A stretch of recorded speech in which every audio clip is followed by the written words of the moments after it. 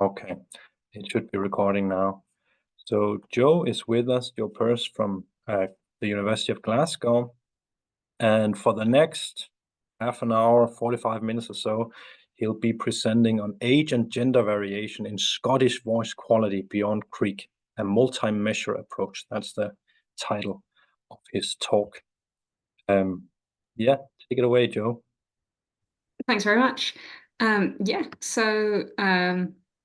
I'm going to be talking about voice quality in Scottish accents, and I'm just going to share my screen and make sure my sound is shared as well, which it is. Can everyone now see my screen shared, PowerPoint looking as it should? Yes, great, excellent. So I'm going to be talking about voice quality in Scottish accents and specifically some of my findings to do with age and gender in Scottish accents. So hopefully, this might actually be one of the audiences where I'm not going to be needing to spend too much time actually defining what I mean by voice quality or talking too much about why I'm interested in voices. But just briefly, when I'm talking about voice quality, what I'm meaning is that it's basically what makes your voice sound like your voice as opposed to someone else's. What makes your voice kind of characteristic. And the things that I'm interested in as that form part of your voice quality are often known as phonation. So it's all the things that have to do with what is going on in your larynx. So it's sometimes called laryngeal voice quality or phonation. And we can describe phonation in terms of a couple of sort of reference labels. And I'm just going to kind of play a few examples for you so you can get an idea of what I'm going to be talking about through this talk when I describe things as creaky or breathy or whispery. So a creaky voice might sound a bit like this. Learning to speak well is an important and fruitful task. Or you might have a breathy voice. Learning to speak well is an important and fruitful task. You could also describe a voice as harsh, which might sound like this. Learning to speak well is an important and fruitful task. Or perhaps tense. Learning to speak well is an important and fruitful task. Or whispery. Learning to speak well is an important and fruitful task. And so those are some of the labels that I'm going to be describing voices in terms of throughout this talk. Learning to speak well is an important and fruitful. Every time I think that I've gotten PowerPoint to not do the animation on voices, and every time it does it anyway. There's been quite a bit of previous work on Scottish voice quality. John Esling looked at male adults and children in Edinburgh and looked at differentiation according to social class. Jane Stuart Smith looked at voice quality in Glasgow, also looking at age and gender and social class. And a more recent study by Beck and Schäufele in 2015 looks at voice quality in adolescents in 3 different cities. All of these studies used something called vocal profile analysis, which is an auditory perceptual approach to describing voice quality that basically involves listening to a voice and then rating it in terms of its different componential settings on several scalar degrees. It looks at someone's overall voice quality, so not just the things that I'm interested in, what's going on in the larynx, the phonation type, but also what's going on in your supralaryngeal cavities, so things like tongue position and lip position. And essentially, vocal profile analysis treats the voice as being made up of different settings that can be rated on scalar degrees. So you might go in and rate a voice as creaky on a scale of 1 to 6.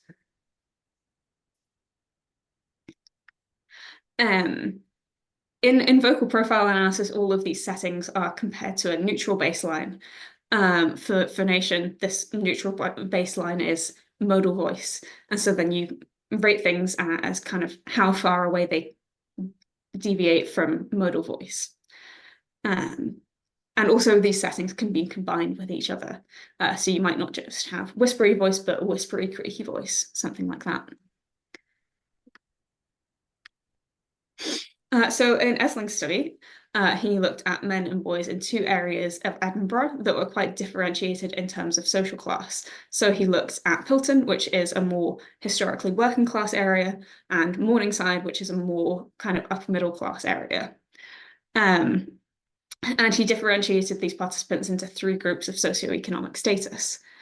He found that the higher socioeconomic status group used a lot more creak than the other groups, whereas the lower socioeconomic status group used more harsh voice. Now, I don't have Esling's original recordings, but I went and had a look and saw what I could find on the internet in terms of speakers from these areas who might kind of represent the creak and the harsh voice that he found. So here's a speaker from Morningside in Edinburgh. This is a male speaker, maybe younger than, not necessarily part of Esling's demographic, because this is a fairly recent recording. But this is what that speaker from Morningside sounds like, and you might be able to kind of listen out for some of that creak. I was about 18 or 19, or maybe 19, 20 at that point, and realising this is how I need to train. So it takes time. You can't just do that overnight. But that was the moment I thought I need to start really committing. And so at the heart of everything I did was every single effort of every single session counts. So, you know, if you get to the start line knowing there's nothing more that you could have done within your powers to be the best you can be, then... So maybe you could hear a little bit of creak in that. And then among the working class speakers from Pilton, he found a lot more harsh voice. And so I've got a speaker, an older speaker from not actually Pilton, but Leith, which is quite nearby, who is an older speaker talking about his experience growing up during the Second World War. Built for them during the war, but they were smelly and they always leaked with water. And I was advised by my uncle, who was in the police, not to use the shelter in the back green, but the family was to go up to my grandmother's shelter, which was in the stair. So maybe you could hear a little bit of harsh voice coming up in a few places there. Then Stuart Smith's study in 1999 in Glasgow looked at 32 speakers in terms of age, gender, and social class. And she found, using vocal profile analysis again, that tense, whispery voice characterized Glaswegian voice quality. She also found some class differences, but mostly in terms of those supralaryngeal settings, so things that I'm not looking at in my study. But she found gender differences in terms of phonation. So male speakers she found were more creaky than female speakers, while female speakers were more whispery. And I just got a quick example of a speaker from Glasgow. So this is by no means a speaker from Stuart Smith's study, but a sort of popular meme that circulated a few years ago, which is a speaker basically making fun of what is sometimes referred to as the Glasgow uni accent. So she's talking about, she's doing an impression of someone that she went to school with, who then is also from Glasgow, but went to Glasgow uni and started speaking differently. So you'll often hear people from Glasgow talk about the social class differentiation in accents and voices. So I'll just play that, and you can maybe you'll be able to hear a bit of tense whispery quality in there, perhaps not, but see what you think of her voice. Hello. Hi, Shanice. How are you? Who is this? It's me, Kat, from school, silly. Why are you talking like that? Like what? Like you're singing? Don't be daft. Anyway, that's me done with uni. Wait, what uni did you go to again? The one and only Glasgow University. The one that's 15 minutes away from where we stay? Yeah, I live in a flat in town with 3 other girls, and so hopefully that gives you a little bit of an idea of Glasgow accents and some of the social class differentiation going on there. And so then we also have a few more studies that have looked at Scottish accents that I'm going to talk about a little bit less, because they don't specifically look at any of the accents that I looked at. So Beck and Schaeffler in 2015 looked at Inverness, Aberdeen, and Dumfries. And they were specifically looking at adolescents. They found that whispery voice was prevalent across speaker groups. So in VPA, all voices are rated on kind of a scale of 1 to 6 for each setting, and they found that all the speakers were rated, that most speakers were rated kind of at least some degree of whispery voice for those. And then male speakers were rated higher for creaky voice and harsh voice. And then in 1988 even, Beck did a study which mostly included speakers with Scottish accents, although it wasn't specifically a study on Scottish voice quality. And in that study, she found that all speakers were rated at least scale of degree 2 or higher for whispery voice. So this is really kind of demonstrating that whispery voice might be actually quite a common feature of Scottish accents. And she also found that male speakers were rated as more creaky than female speakers. In this study, I decided to kind of revisit some of the both Glasgow and Edinburgh, which have been examined in previous research. And I also decided to look at Orkney and Shetland Scots speakers, which are who speak a variety known as insular Scots that's quite distinct from the more mainland Scottish varieties of Scots. It has quite a sort of unique history, so I thought it would be interesting to look at that alongside Scottish accents from the mainland that have previously been studied. So I have 95 speakers, both male and female, and a younger group aged 18 to 25 and an older group aged 65 plus. And all of my data came from the Scots Syntax Atlas. In order to be included in the data for the Scots Syntax Atlas, participants had to be from the area, as well as their parents had to be from the area and grandparents. And this was also probably, although social class wasn't a factor that was kind of outlined explicitly, probably most of the participants in this corpus are from more working class or lower middle class backgrounds, because there were a few criteria, such as having never attended higher education, that made it more likely that participants would be from that kind of background. The stuff that I'm going to be talking about today is part of my wider PhD research. When I was doing this research, the kind of first step of it was to do some auditory perceptual analysis on a smaller sample of speakers. And then from there, I did some automatic coding of creak using an F0 based method. So creak was coded basically based on how low pitch was within a speaker's range. And then I also did what I'm going to be talking about more today, which is some acoustic analysis. So that you can understand the things that I am going to be talking about more today, I'm going to quickly talk about the kind of earlier stages. So the auditory perceptual component that I did, I was working with a smaller section of my sample, so only 24 speakers. And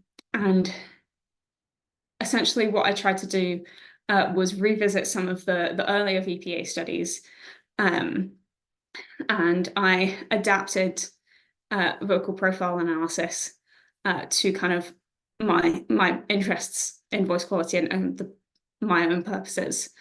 So what I did was I applied those vocal profile analysis labels to shorter stretches, and rated shorter stretches of speech in terms of things like breathy voice, creaky voice, whispery voice, on scales of 1 to 5.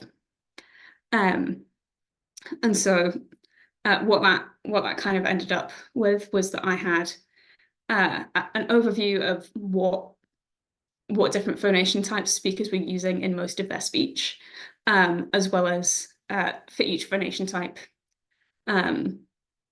So for some of the phonation types, that was also rated on scale of degrees. And I found some quite interesting things in terms of gender differences. So for in these diagrams here, you can see kind of the main phonation types that different speakers were using based on the size of the circles. So essentially, bigger circle speakers are using more of that phonation type. And this is just an example one showing gender variation. So on the left here, you can see there's really quite a big yellow circle indicating whispery voice, also quite a big pink circle indicating creaky voice, and then quite a big overlap between them, indicating creaky, whispery voice. Now, actually, what this pink circle consists of is mostly tense voice, because I was also rating things on scales of 1 to 5. So if something was only scalar degree 1 for creaky voice, that was actually tense voice. So most of this large pink circle is tense voice. So I found that female speakers were using quite a lot of tense voice and tense whispery voice. On the other hand, male speakers, although they were using still quite a lot of whispery voice and tense whispery voice, they were also using more of a phonation type that I didn't find so frequently in the female speakers. This large purple circle, I don't know if you can you see my cursor? Yes, okay, great. So that's going to make this a whole lot easier. This purple circle here indicates breathy voice. And so you can see from that that the male speakers were using more breathy voice than the female speakers. And there were also some other smaller differences. So male speakers were using more harsh voice, as shown by this green circle here, and also more modal voice, as shown by this grey circle here. So my main findings from that auditory perceptual part of the study were that there was slightly more harsh voice used in Edinburgh. So that goes back to what John Esling found in his study looking at voice quality in Edinburgh. But my gender differences were sort of in some ways consistent and some ways inconsistent with previous findings. So quite a lot of the previous research on Scottish accents had found that male speakers were creakier than female speakers, or that female speakers were whisperier than male speakers, and that's not really something that I found. So I found that male speakers were using more modal voice, more breathy voice, and more harsh voice, whereas female speakers were using more tense voice and tense whispery voice than male speakers. I also found that Shetland speakers were particularly fond of using creak. From there, what I did was an F0 based analysis of creak. This kind of came in 2 stages. To start off with, I compared how that related to my auditory coding of creak, and then I rolled that out to a larger number of speakers as kind of the first step of what I'm going to be talking about a bit more today. So the way that this F0 based analysis of creak works is that F0, so the sort of acoustic correlate of pitch, is measured for each individual glottal pulse. These are then, the distribution of these is then plotted, and there's an automated procedure that finds the anti-mode in between the peaks for creak and non-creak. So essentially what you end up with is all of the speech that's less likely to be creaky is over here in this part of the distribution. There's then a dip where there's not many glottal pulses that are occupied. Not much of this space is occupied in this person's speech. And then there's another sort of peak which represents the parts of this person's speech that are more likely to be creaky. And so by doing this, we can hopefully separate the parts of speech that are less likely to be creaky from the parts of this person's voice that are more likely to be creaky. So not all of creak is characterized by low fundamental frequency, but quite a lot of it is. And so this is kind of a rough estimate of how much creak a speaker is likely to be using. So what I found in that part of the study where I was looking at, what I found in that part of the study where I was looking at creak using this F0 based method was that there was no gender difference in terms of how much people were using creak. And this is also what I found in that smaller scale auditory perceptual study. And again, I found that Insular Scots speakers were particularly creaky. I also found that speakers were using creak quite a lot for linguistic purposes. So, for example, using it to produce a glossal stop, or using it in phrase final position. But when I compared it to my auditory perceptual component, I did find quite concerningly that it was worse at identifying creak in some speakers. So in older speakers and in male speakers, this method wasn't really performing as well, which does make it is a little bit concerning for this research. So moving on to the stuff that is actually kind of the focus of what I'm talking about today. So I used acoustic measurement to consider voice quality in this research. And a lot of previous research has used H1 to H2, but this only allows you to look at the voice in terms of one dimension. So if you're using H1 to H2, what that kind of correlates to is a spectrum between kind of more tense and more creaky voices with lower values on the one hand, and then more breathy or laxer or whispery voices over here on the other hand. This can be really useful, but it's only showing us one part of the voice. And earlier we saw that you can have not just tense and breathy voices, but also harsh voices, whispery voices. There's many more dimensions to the voice. So what's becoming more and more common now is to use multiple measures to capture some more of these dimensions. So in addition to H1 to H minus H2, I also used capsual peak prominence, and this is basically a measure of how much noise there is in the voice. And so what this captures is kind of the spectrum between a modal voice and a non-modal voice. It's kind of lower values for capsual peak prominence correlate with more noisy voices. So it's kind of the difference between a voice that sounds a bit like this, and a voice that sounds a bit like this, that's kind of what that dimension is capturing there. It's the amount of noise that's present in the voice. And so this is going to tell us a little bit more about what's going on in terms of the voice. In addition to this, with that first part of the study where I was looking at creak in terms of fundamental frequency, I've now removed quite a lot of the creak. So what this hopefully is doing is meaning that we're no longer confused between tense voice and creaky voice when we're analysing the results. Because I've gone and got rid of all of the creaky voice, hopefully, fingers crossed, which means that it should be more straightforward to interpret the results. So to set out my predictions, I found in the smaller auditory perceptual part of this research that there was more creak in Insular Scots speakers, and also that there was some differences between different areas in terms of other components of phonation.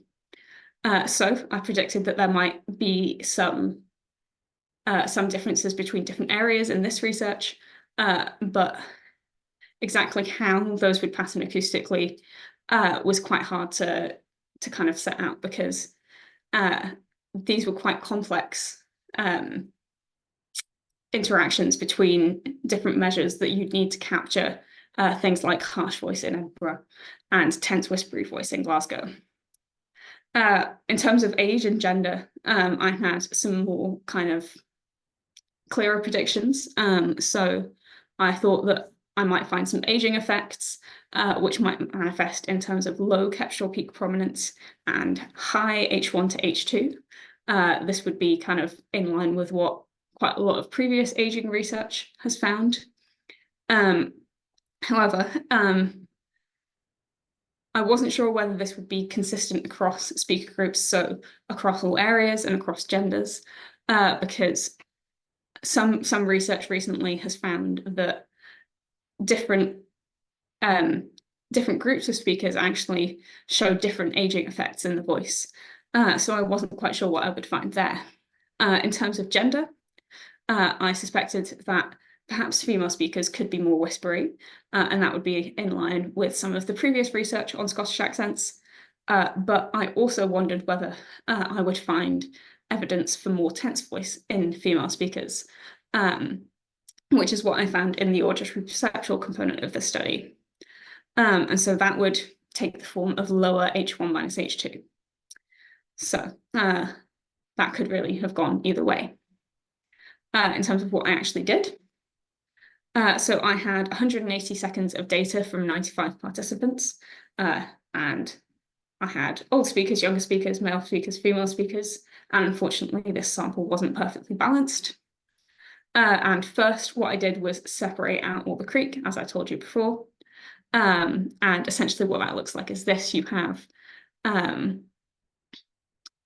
this line, the algorithm has measured all the F0 of every individual glossal pulse, and then you separate out things that are likely to be creaky, like this section, or unlikely to be creaky, like this section.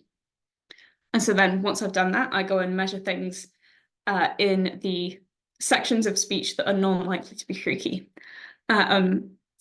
I, as well as doing H1 minus H2, also looked at H2 minus H4 and H4 minus 2 kilohertz, but I'm not going to be talking too much about those today. I'm going to be focusing on H1 minus H2 and Kestrel peak prominence. And for each of these values, I formant corrected them.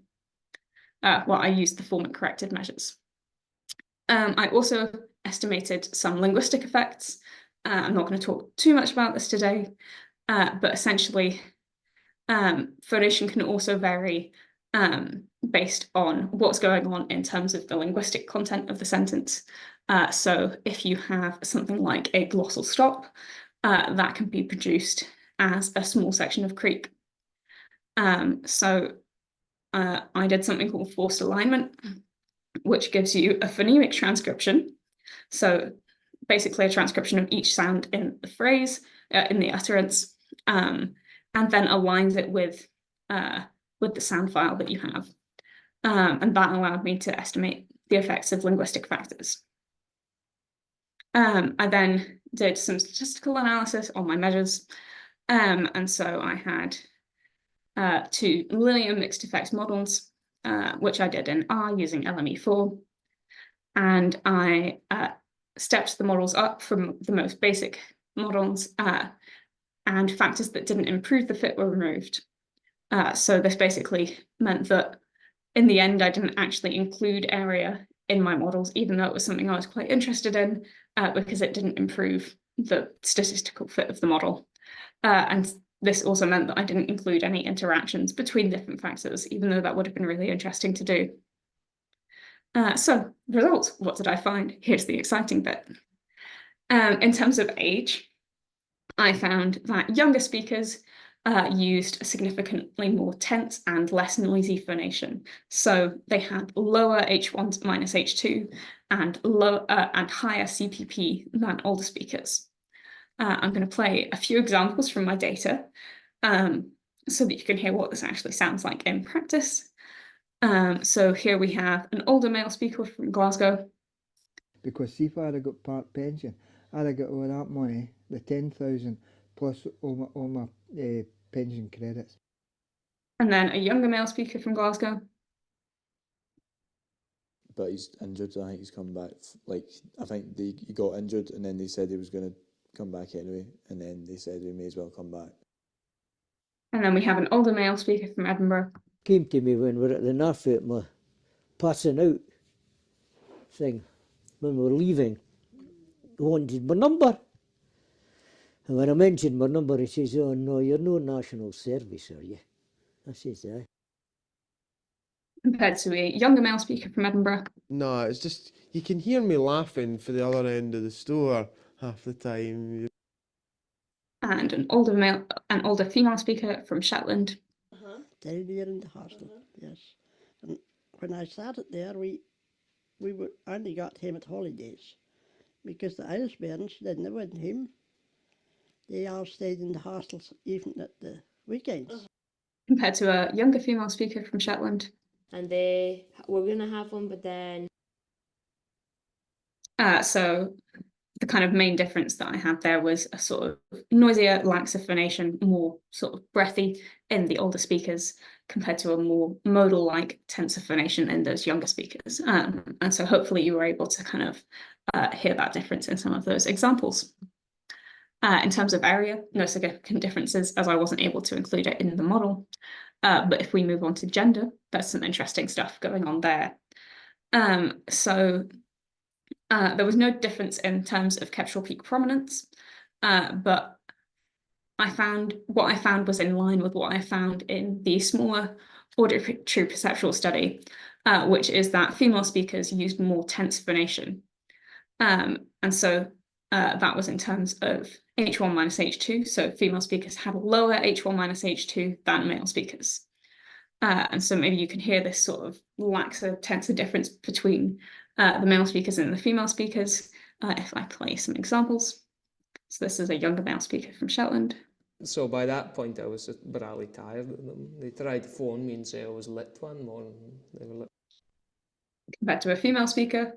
And they were going to have one, but then... So some of these examples you'll have already heard on the previous slide, but just so you can kind of listen to this, thinking about the gender variation. So then we've got a male speaker from Edinburgh. No, it's just, you can hear me laughing for the other end of the store half the time. Compared to a female speaker from Edinburgh. It had started leaking on really bad on the Sunday night, so we'd phoned out of hours. And an older male speaker from Glasgow. Because see if I'd have got part pension, I'd have got all that money, the 10,000 plus all my pension credits. Compared to an older female speaker from Glasgow. Asda sells the mince with 20% fat less. So hopefully you can hear kind of the increased tension in the voices of those female speakers compared to the male ones. To discuss these findings a little bit more, what I found in terms of age was what I found in terms of age was consistent with what my predictions were. So there was increased breathiness with age, which was manifested in terms of lower CPP and higher H1 minus H2 in older speakers. But inconsistent with my predictions, this was consistent across groups. And so this likely reflects the effects of aging on the voice rather than a difference in kind of the voice quality that characterizes Scottish accents over time. This is more likely to do with kind of aging effects on the voice than a potential change over time between older speakers and younger speakers. In terms of gender, what I'd expect to find was either of these two possibilities. But the thing that I found was that in line with my auditory perceptual part of the study, female speakers were using more tense voice. So this could reflect a change compared to previous research like Jane Stuart Smith's study. But alternatively, what this might reflect is the difference in methods. So while VPA studies, you're listening to the entire voice and making assessments in terms of how tense or creaky a voice is, and rating those components on scales. What I did here was acoustic, and I was able to differentiate kind of how different components contributed to the voice by using these different measures. And so it could be that rather than there being a change since the previous research, something like a gender difference between breathy voice or kind of laxer voice in male speakers and a tenser voice in female speakers is quite fine-grained to pick up using the auditory perceptual methods, but it's something that becomes apparent when we use the acoustic methods instead. And also, in previous studies, male speakers have been found to be more creaky, but here I'd already separated out the creak. And so it could be that kind of once you've separated out the creak, it becomes kind of easier to differentiate in that lax to tense contrast between male and female speakers. It could be that kind of auditorily we hear the more tense voice in female speakers alongside maybe gender differences and creak that they found in previous studies. And that makes it kind of difficult to differentiate between these different components of voices.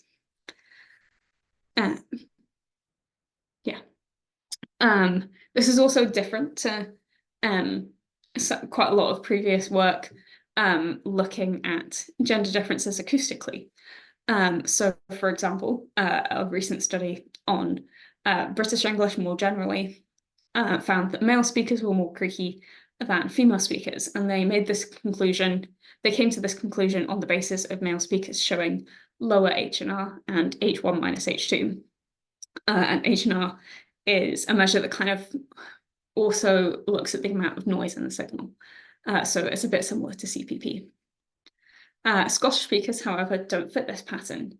And this suggests that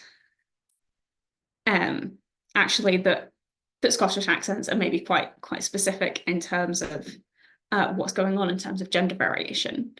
And this is quite interesting because previously it's been claimed that breathiness in female speakers might be a kind of universal tendency.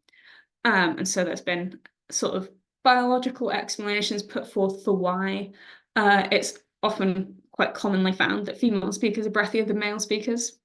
But here I'm finding kind of the opposite of that, and that shows that the gender variation in voices can be accent specific, differing between Scottish accents from other British accents, British English accents. I'm also tentatively proposing that it might be interesting in future research to look at the relationship between these two measures. So in the auditory perceptual part, I found more breathy voice in the male speakers compared to more whispery voice in the female speakers. And when we look at the acoustics of of these voices, there seems to be a little bit of a relationship, and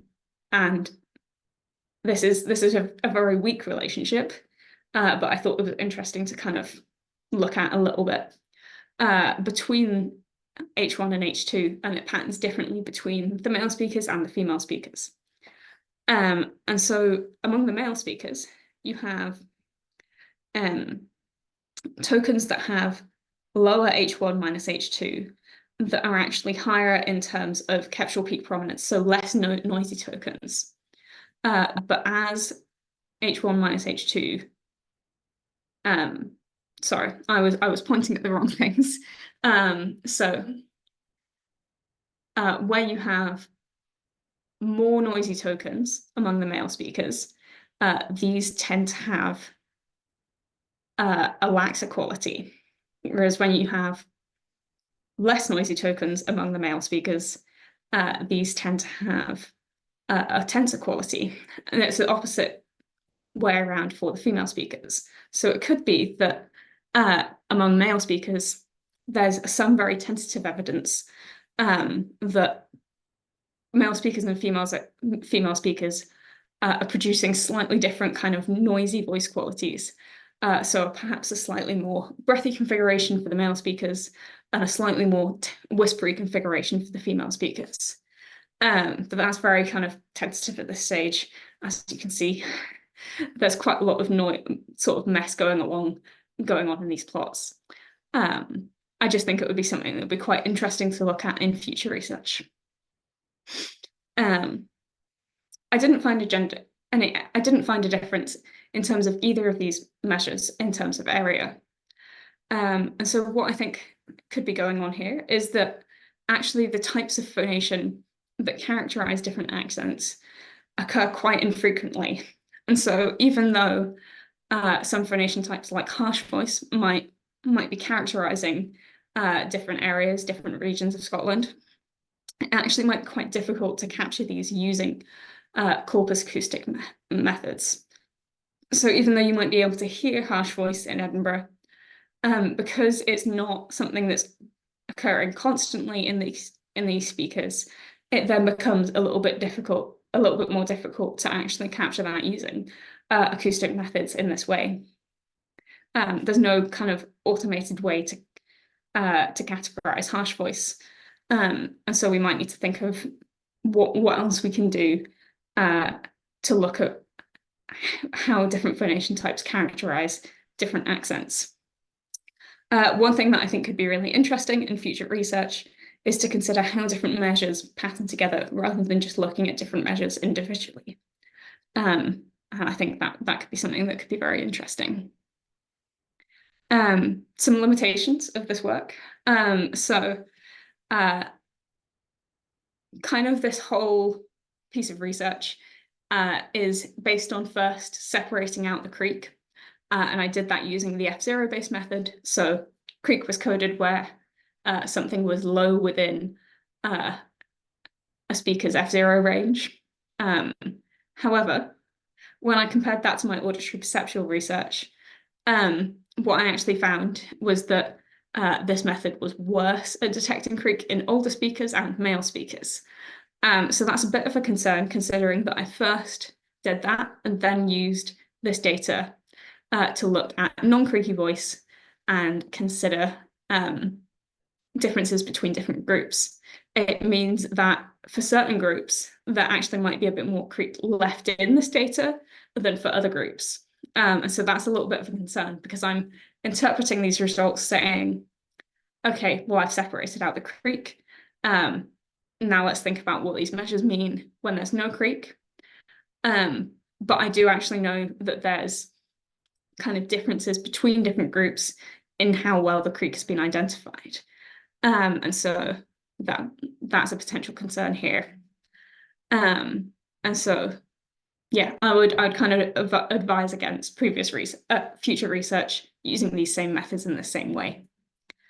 In terms of what are kind of the next steps, I think it could be really interesting to look at relationships between some of these different measures to see kind of if there is something going on in terms of male speakers using more breathy voice and female speakers using more whispery voice that can maybe be captured acoustically. I think that could be very interesting. And one thing that I think might be a potential next step in terms of measuring things is that it could be interesting to look at noise in different parts of the spectrum to see if it's kind of possible to differentiate more breathy-like and more whispery-like voice qualities in terms of their acoustics. So thanks very much for listening to me for these 45 minutes or so. My kind of conclusions to wrap up are that separating creak out allows some more insight into what's happening when speakers aren't creaky. Although I wouldn't recommend using that same F0 based method that I did in future research, I think it can still be quite interesting to kind of look away from creak to see what's going on the rest of the time. This research has found that female speakers are not universally more breathy than male speakers. And I think that's something that's quite important to keep in mind in kind of in future research as well. But I think this research still demonstrates that there are quite a lot of challenges representing the complex multi-dimensional voice using a limited number of acoustic measures. So yeah, thank you very much for listening.